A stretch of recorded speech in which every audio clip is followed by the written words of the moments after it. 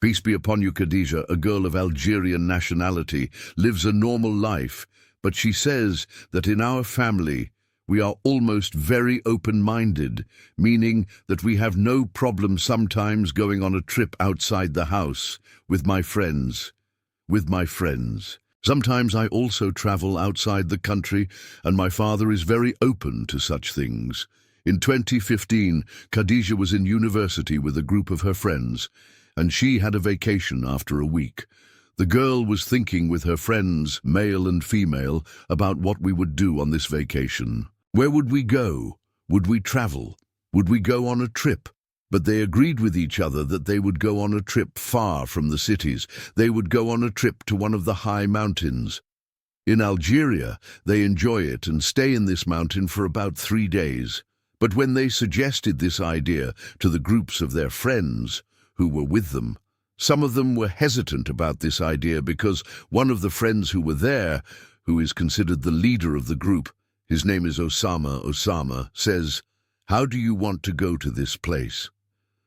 This place is called the Mountain of the Jinn. They were all surprised, and some of them got more excited. He said, "What do you mean by the Mountain of the Jinn?" He said, "It is said in the past that some legends, some stories, some events happened in this place."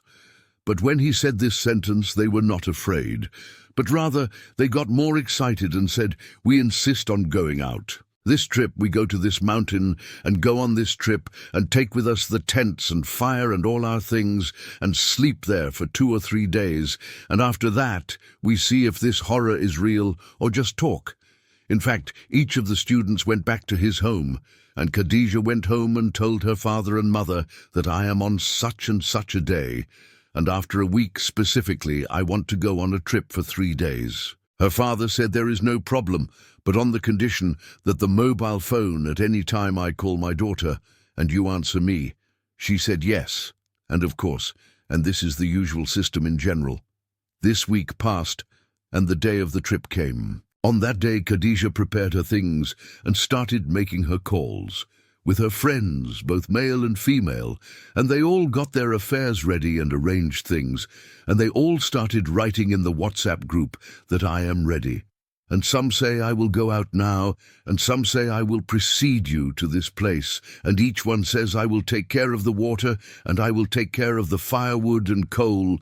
And so there was coordination, and the girl was ready in her house, waiting for her 3 friends to come to her, and with her 3 friends is their friend Osama. Osama, Khadija's entire family knows him. And the man as well, his family knows Khadija's family, so it is as if they are one family. Khadija's father trusts this boy, and Khadija waited until Osama arrived in front of the house door with the girl's bag, and Khadija went out to them, and they got in by car. They first went to the gas station, then to the supermarket, and they got everything ready. Things were fine, and after that they set off towards this mountain. They were in the car with each other and excited about this trip. The weather was in the afternoon, meaning it was still daylight and the sun was still there, and the weather was very nice. Khadija's mobile phone was ringing, and this was her father checking up on where you were. She said, "By God, Dad, I'm on the road, and Osama is here, and the girls are with me, and everything is fine, so don't worry, Dad. And really, call Osama and reassure yourself. Take care, my son, and don't go right or left for 3 days, and whenever I call, you answer. On the mobile as fast as you can," and Osama really gave him full confidence, and they set off on this road, but this mountain is almost a bit far, you understand, and while they are walking on this road, the sun has set, and they reached a crossroads where there are not many lights. They started to enter areas as if they were desert areas or areas belonging to the countryside where there is no life, like noisy cities, and they walk and walk on this road, and they are playing songs to the max in the car and the music and enjoying themselves to the max. But at a moment, Osama is driving the car and getting drunk. And he says what the girls were shocked, and Khadija and other girls, "What is wrong with you, Osama? What happened?" Or Osama goes to the side of the road and tries to stop calmly. He turns to the girls and says, "Did you hear what I heard?" The girls are surprised. They say, "No, by God, we didn't hear or see anything." "What did you hear, Osama?" He says, "I don't know. It was as if I bumped into something." A loud sound came out of the car, but the girls didn't pay attention to the sound because the music was loud and because they were enjoying themselves with each other. They were surprised at this time, so Osama said, "I want to get out and inspect the car." When he opened the car door and the girls got out, they all got out with Osama. They stood on the side of the car, and Osama started walking around the car, looking and examining, but there was nothing that would terrify him. The boy was surprised and said, "I swear to God, I'm sure I heard a crash," but the girls were sitting there, making light of things and taking things as a joke and saying, "Osama, you're going to start scaring us from now on. You told us about the mountain of the Jinn, and on that basis, now you're giving us an introduction." But the boy was not taking the matter seriously and was not paying attention to them at all. Osama thought and thought for a while, silent, looking at the car and the girls. Then he said, come on, get in the car, let's continue on our way." They got in the car. Khadija said, "I was sitting next to the glass window, to the right of the dark desert." Osama got into the car and was sitting there fixing himself and fastening his seatbelt. At that moment, imagine that Khadija was... She looked in the mirror, and the one who was looking was far away. Is this an old woman with blood on her face approaching their car? Khadija was terrified at this time. Khadija said, "I swear to God that I tried to scream, but from the shock I am sitting and I see a woman coming from the dark. I am not even able to scream, but at this time she felt that hands began to strangle her from the neck." The girl was not able to breathe at this time. Osama took off, not knowing what was happening to Khadija in the back. But thank God her friends were next to her, screaming and saying, "Stop, Osama, Khadija is circumcised." He went back and stopped Osama, but Khadija did not get her breath back and said, "Move, may God keep you. Move, do not stop." Osama continued walking. He said, "What's happening, Khadija? You've driven me crazy. Should I stop or walk? Are you really suffocating? What's happening?" She said, "I saw a woman across the desert coming towards us." Osama was surprised. His face changed. He said, "A woman? I didn't see her. Girls, have you seen a woman?" Everyone said, "No, by God, we didn't see anything at all except for Khadija." But they were all saying, Khadija, you must be imagining it. It must be just hallucinations." Then, as she focused, there was darkness in her heart. They continued on their way again and came back and turned on the music, but Khadija screamed. She said, "Please turn down the music a little bit. By God, I don't understand what happened to me a little while ago," but the girl inside her was reciting the verses. She reads the Muawwidat, trying to get out of her mind the idea of this woman she saw. She doesn't know if it's real or imaginary. How long did they travel? At 9:30 p.m. at night, they reached their destination on the edge of this mountain at a somewhat high altitude. They encountered great difficulty in reaching their intended place because it was dark, and it would have been better for them to go during the day. But they are young men, and they don't have a high level of culture in such trips. What are they supposed to do, and how do they prepare? They arrived at this place, packed their things, and set up the tents they had with them. Khadija says, "We had a somewhat large tent that was designated for girls and another tent designated for young men. We didn't have any. Originally, a group of young men. Osama was with us, and another young man. And this other young man came with his sister, meaning the girls. We were in a tent, and Osama and this young man were in another tent, and we were all a group.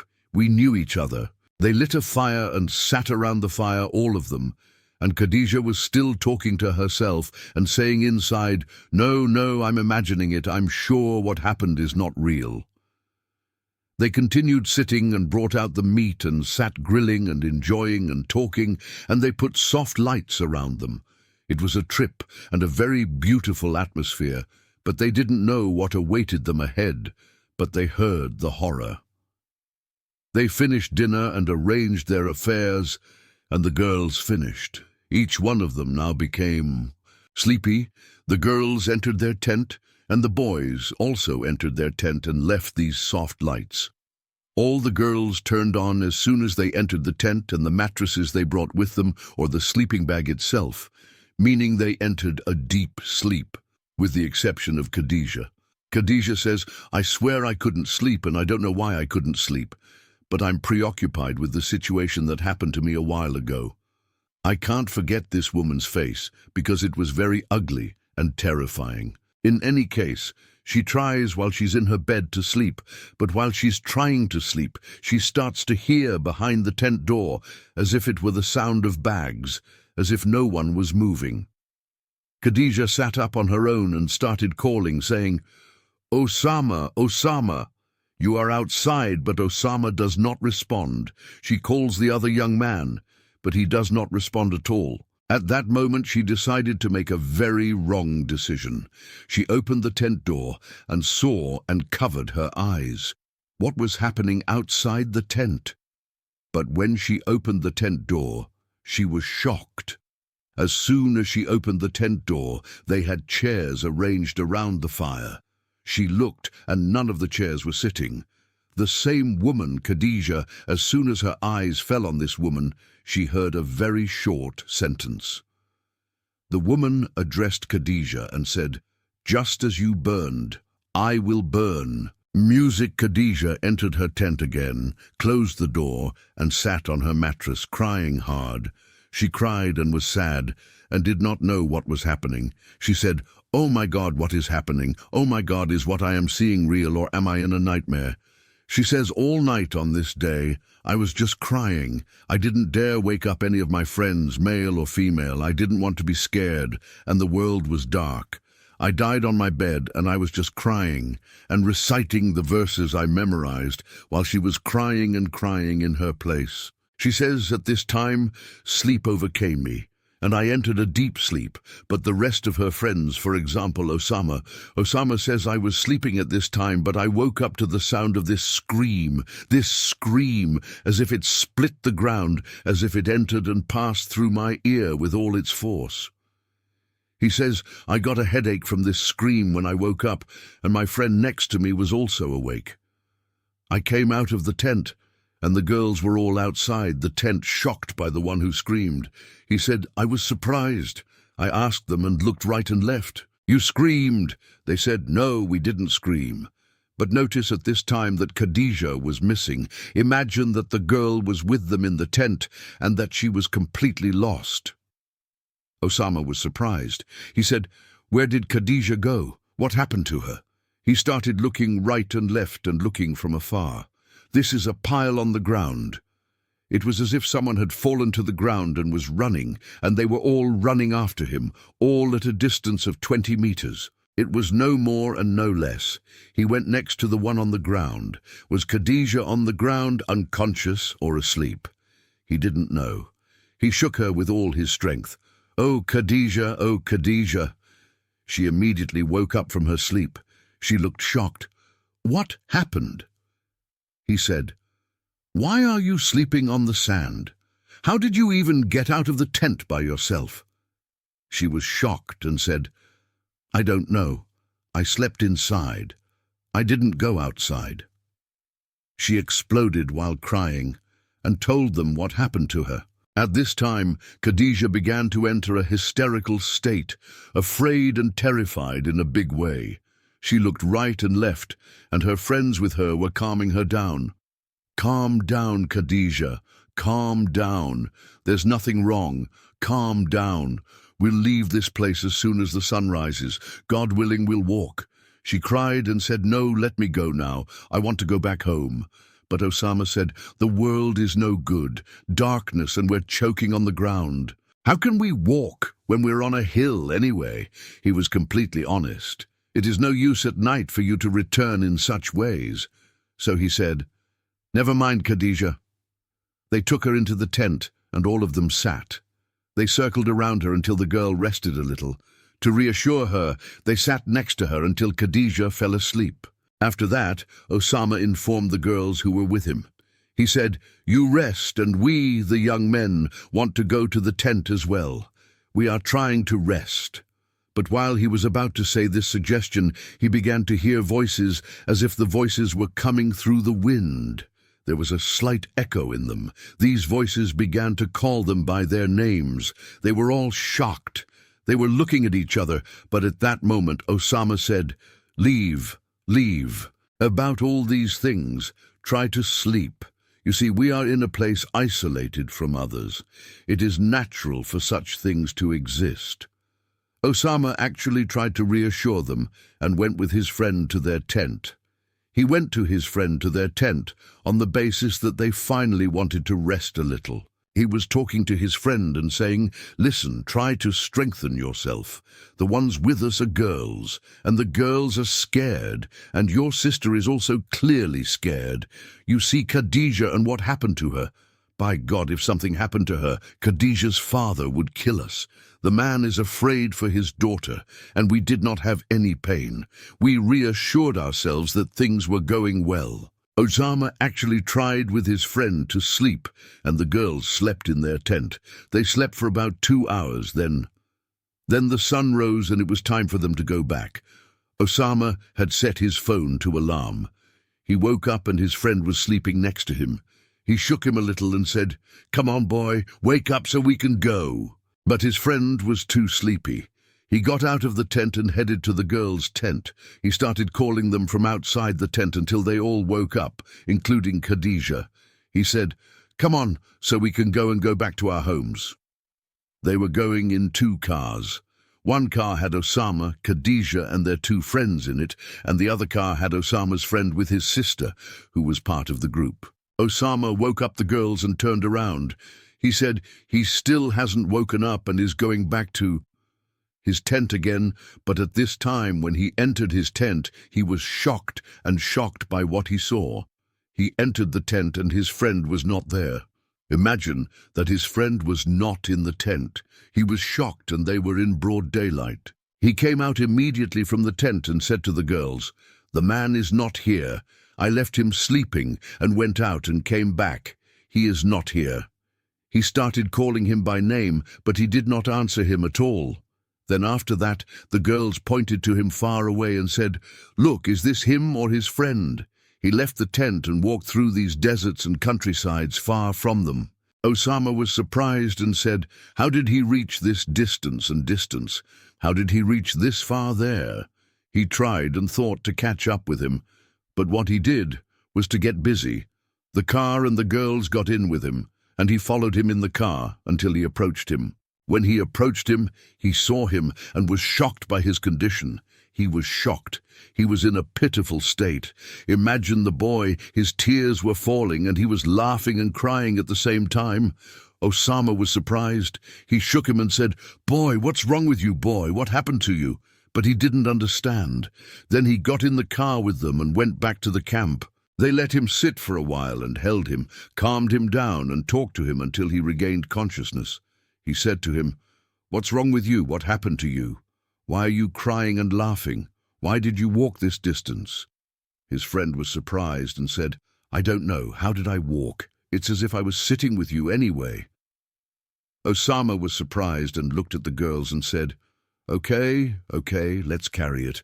The purposes, and we trust in God to make the road easy for us." They do not know what happened to their friend, but listen to the horror that moved from their place where they were camping on the basis that they were returning to their homes or houses, and they were in 2 cars. Osama's friend took off before Osama and moved from this place. Then after him, Osama moved in his car. He was walking in this desert area and between these cut-off areas until he reached the asphalt road. He reached the asphalt road, and after that he headed on his way that was supposed to return to their cities where they live, and the distance was long, not short. I mean, more than 4 hours. It might have gone. They took this road. He walked this road for almost more than 2 hours, but after the 2 hours had passed, he was walking, and suddenly Khadija shouted from behind and said, "Stop, Osama, quickly." He stopped. Osama was surprised. He stopped on the side of the road and turned around. He said, "What's happening, Khadija? You said my mobile isn't there." Osama was surprised. He said, "What do you mean your mobile isn't there?" She said, "It isn't there, and there are private matters, pictures and things. It's necessary for me to find the mobile." But Osama said, "Get out of the car and search well, and make sure that it's definitely under the seats or in some other unclear place." They started searching and searching the car, but they never found it. The mobile phone and Khadija were pleading and begging Osama and saying, "May God keep you, Osama. We went back to the place where we were camping. The mobile phone must have fallen from me. It must have fallen while I was getting into the car." Osama felt cramped because it was a long road, and he didn't want to go back to this place after what happened to them. The boy understood that the place posed a great danger to them, but he said, "There is no power or strength except with God, Khadija. Okay, let's go back. We have no other solution." He didn't call his friend and said, "We will go back anyway, look for the mobile phone and find it and continue back to our homes." He actually took a detour on this road and came back again after more than 2 hours. He walked until he reached the desert road. Then he headed to the mountain where they were originally camping. They arrived, stopped the car, got out of the car, and each one of them started looking around and examining the ground and looking between the sands, between the small plants on the ground. Maybe they could find the mobile phone, but they were not able to find it. After that, Osama said, "Khadija, okay, you don't think, when we found a sleeping girl outside the camp, maybe you left it on the ground, maybe it fell from your hand." She said, "I swear I don't know." And they started walking. Osama and 3 girls were alone in this barren area, walking, and they were a very long distance away from their car, walking and walking, but never. In what way Osama at this time, with complete seriousness, turned to Khadija and said, "Listen, Khadija, I will take care and buy you a new mobile. But please, God bless you enough. Let's leave the place you see the world. The sun will set and night will come back to us, and it is a big problem if we are alone in such a place. Even we cannot sleep because we lack many things." Khadija was really convinced, but the world is very narrow in her, and at this time the girls who are with them are shouting at Osama, "Osama, look, look! The car Osama turned, or the car is not there. Imagine the car they came in disappeared. It is no longer in this place. But thank God Osama's mobile was in his pocket, but the rest of their belongings were all in the car." Osama was afflicted at this time, looking right and left, and no one was there. He said, "Okay, suppose someone stole this car. How did we not notice?" He moved the car, shocked, looking at each other and even more terrified. But Khadija said, "May God keep you, Osama. Call the security men. Call and tell them to come to us. If the sun sets while we are in this place, it will be a big problem." And indeed they gathered in one of the corners next to each other, and Osama tried to call the security men, but the network was almost cut off. The network was coming back and then going down again, meaning he would barely ring halfway. He just rang and the phone disconnected. He didn't know what to do, but he informed the girls and said, "You stay here. I'll go up to any high place around us. I might catch this network and I'll be able to call the security men." The boy walked away from them, about 60 meters away, and they were scared. They were sitting next to each other even though it was daytime, but even during the day, you're in the middle of a cut-off area. At night, terrifying things happen to you. If you remember, at that time, it was a big problem. Osama moved away a little and started trying to call and trying until he finally managed to talk to the security men and told them where he was. He said, I sent you the location, but I don't think it will arrive." The security men contacted him from other mobiles, but he was not able to send the location. In the end, they spoke to him and told him, "Stay where you are, don't move, and we will be able to reach you in our own way." Indeed, The security men have some techniques that enable them to know your location through the network you are using. They sat in their place and talked to each other, and Osama was afflicted, as if he was sitting with 3 children, 3 girls, and they were very afraid. Osama at that time was thinking about when the security men would arrive, and we were in a far-away place. Indeed, the mother's men were very late. Imagine the sun starting to set slowly. The darkness began to announce that I was coming, and the group was very afraid. If night fell while we were in this place, then this would be a great disaster, and they sat waiting. But with the beginning of sunset, they noticed from afar that these were the lights of a car heading towards them. And Osama said, "Thank God, it seems that the security men have arrived," but he noticed while he was standing and looking at the car from afar that it was coming at an incredible speed, heading towards them. Osama was stuck in the middle of an open place, not knowing where to go. He said, "Girls, stay by my side. It is clear that they are not security me. Notice who is sitting at the wheel, and I don't know why the car came at them at this speed." They were sitting together, and the 3 girls were crying and scared and saying, "Enough! We look like we're going to die in this place."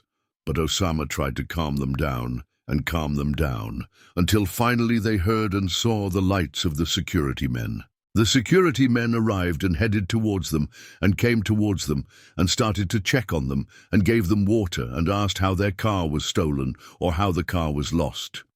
Osama started to tell the story, but the men weren't convinced and said, "You're in an open place. You're supposed to see when your car moves. Then how do you leave it running?" They were blaming him, but there was the benefit of this blame. After that, the security men said, "Get in the car with us. We go to the police station, which is considered the closest police station. Then after that, we finish some procedures and call your people and your family, and they take you to your homes. Get in with the security men." And the men walk towards the asphalt road, which is the expressway meaning. And they walk, and the security men walk, until they reach the beginning of the asphalt road. And Osama shouts, "Stop, stop, stop! Is this my car, or is this Osama's car?" They left it on the side of the road. They were shocked. The security men got out and quickly went towards the car. The car is as is, nothing is missing from it, meaning it is clear that the one who stole it. What is a thief? Khadija inside her says, "I think the matter is not normal, that the matter has nothing to do with humans at all." But Osama was thanking God, and they got out and got into the car and headed behind the security men to the police station. They finished some paperwork and then returned to Osama's house. The girls arrived, and after that Khadija arrived. But if you think that the terror has ended for Khadija and the young men with her, then you are completely wrong, because from that moment the terror announced that it had begun in Khadija's life. Khadija, as soon as she entered their house, her father was angry because she was not answering the mobile phone. In fact, the mobile phone was turned off. So she reported what had happened and explained all these matters to him, and he spoke with Osama and make sure that their affairs are good. She says that on this day, my family did not investigate with me in a big way. They let me rest, and I actually went to the bathroom and took a shower. Then after that, I went to bed and left the window of the room open because the atmosphere outside was somewhat nice. But she says that before I slept I felt very cold, so I decided to go and close this window, which is the window. When I got up and closed the window, I felt like a light sting on my shoulder. I turned around, and there was nothing at all. When I returned to the bed, she was thinking that this sting was like cold hands. It was not a sting, but she said, "I seek refuge in God from these thoughts, and I seek refuge in God from the accursed devil." The girl tried to sleep and left the door of her room open, and in front of her room there is another room, but it is not designated for anyone, meaning it is a sitting room, and the door of this room is also open, but its lights are off. She says I am in my bed trying to sleep on my side, and I see the door of the room in front of me, but as soon as I blinked, it was as if I took a snapshot with this blink, and this old woman appeared in front of me in the room. This old woman appeared in the room, but she was holding a knife in her hand and hitting the wall with it, and I heard the sound of the blows clearly. Khadija screamed with all her strength at this time, and her father and mother came running to her, but she told them, "I think I had a nightmare as a result of what happened to us." In the desert, her father gave her mother a gift. Then they sat with her until she fell into a deep sleep, and then they left her room. She slept normally that day, but when she woke up in the morning, as soon as she entered the bathroom, she saw herself in the bathroom glass, the mirrors, and Khadija did not see her face, as if it was not her. Her features had changed. The girl was shocked. She went out crying to her mother and said to her, but her mother said, "My daughter, it's just hallucinations. By God, there's nothing wrong with you.